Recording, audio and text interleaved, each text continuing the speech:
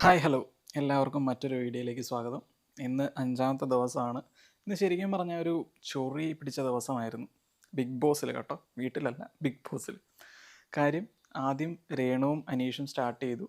പിന്നെ രഹന രഹന ഫാത്തിമയും ഒനീലും അടുത്ത ചൊറി പിടിച്ച പ്രശ്നം കൊണ്ടുവന്നു. പിന്നെ അതിനുശേഷം ആര്യനും അനുമോളും വന്നു. പിന്നെ അതിനുശേഷം നെവിനും ആർ ജെ ബിൻസിയും. ഇതായിരുന്നു ഇന്നത്തെ ഒരു പോക്ക് എന്ന് പറയുന്നത്. പിന്നെ ഇതിൻ്റെ അകത്ത് ഇടയ്ക്ക് ക്യാപ്റ്റൻസി ടാസ്ക് നടന്നു. ഷാനവാസ് ജയിച്ചു. അതുകൂടാതെ പിന്നെ അക്ബറിൻ്റെ അത്യാവശ്യം നല്ല രീതിയിലുള്ള പെർഫോമൻസ് ഉണ്ടായിരുന്നു. പിന്നെ അവസാനം ചെറിയൊരു ചൊറി വീണ്ടും നമ്മുടെ അനീഷ് അനുമോളും തമ്മിൽ. ഇതായിരുന്നു ഇന്നത്തെ രത്നച്ചുരുക്കം എന്ന് പറയുന്നത്. അപ്പോൾ നമുക്ക് ആദ്യത്തെ കാര്യത്തിലേക്ക് പോവാം. രേണു സ്തുതി ആൻഡ് അനീഷ്. രേണു കണ്ണടച്ചു എന്നും പറഞ്ഞുകൊണ്ട് അനീഷ് തുടങ്ങി. പിന്നെ രേണുവിൻ്റെ സ്ഥായി ഭാവമായിരുന്നു ഇന്ന് ബിഗ് ബോസിൽ നടന്നത്. അതിനുശേഷം രഹന ഫാത്തിമയും ഒനീലും. രഹനേൻ്റെ ആ പ്രായത്തിൻ്റേതായ ഒരു പക്വതക്കുറവ് കാണിക്കുന്നുണ്ട്. അതാണ് അവിടെ സംഭവിച്ചത്. പിന്നെ ഒനീൽ കുറച്ച് എന്താ പറയുക, സ്റ്റബോൺനെസ് കൂടുതലാണ്.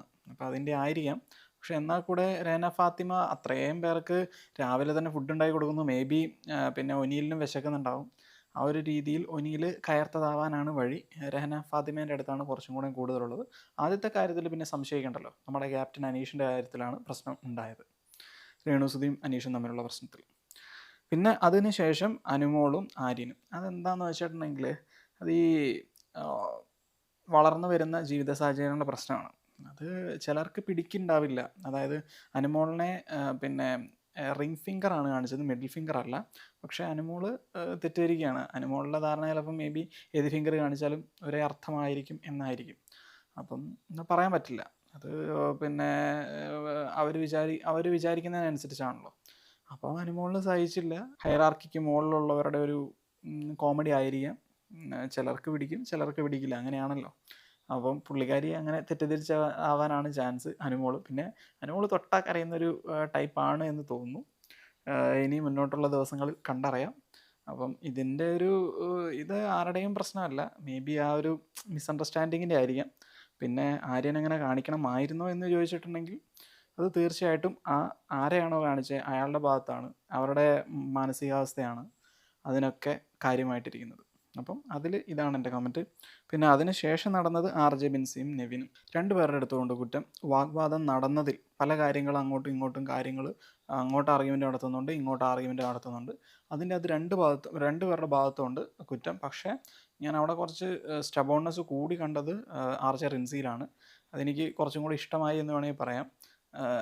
നെവിൻ പിന്നെ ഇങ്ങനെ കുറേ കാര്യങ്ങൾ ഇങ്ങനെ ചുമ്മാ എടുത്ത് പറഞ്ഞുകൊണ്ടിരിക്കുക. പിന്നെ ഇറിറ്റേഷനായിട്ട് നമ്മുടെ ഷാനവാസ് കെ ഉണ്ട്. എനിക്ക് പുള്ളീനെ എന്തോ ഒരു വിശ്വാസക്കുറവ് കഴിഞ്ഞ ദിവസം തൊട്ട്.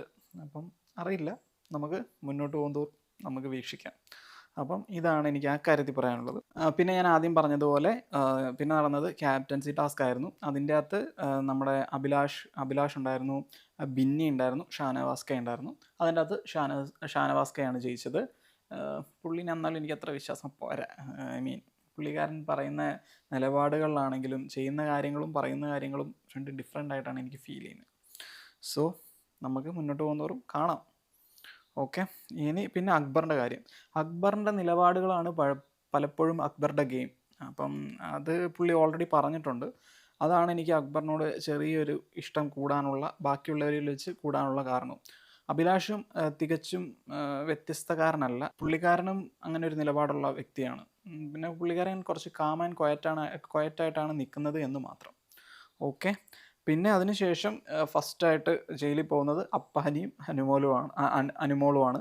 അപ്പാനി ജയിലിൽ പോകാനുള്ള കാരണം നമ്മുടെ ക്യാപ്റ്റൻ തന്നെയാണ്. ഡയറക്റ്റ് നോമിനേഷനായിരുന്നു. അങ്ങനെ അപ്പാനി ജയിലിൽ പോയി. അതിൻ്റെ ഒരു ചുരുക്കമുണ്ട്. പിന്നെ അവസാനം ഒരു കരച്ചിൽ നാടകം. എന്തിനാണ് അനുമോൾ കരഞ്ഞത് എന്ന് പോലും, അതായത് എന്തോ പറഞ്ഞു എന്നും പറഞ്ഞുകൊണ്ടാണ്. പക്ഷേ അതിനൊക്കെ ഒരു വാലിഡിറ്റി ഉണ്ടോ എന്ന് നമുക്ക് കാണാം, മുന്നോട്ട് പോകുന്തോറും കാണാം. അപ്പോൾ ഇത്രയൊക്കെ കാര്യങ്ങളാണ് നടന്നത്. ഇന്നൊരു നേരത്തെ പറഞ്ഞതുപോലെ തന്നെ ഒരു ചോറി ദിവസമായിരുന്നു.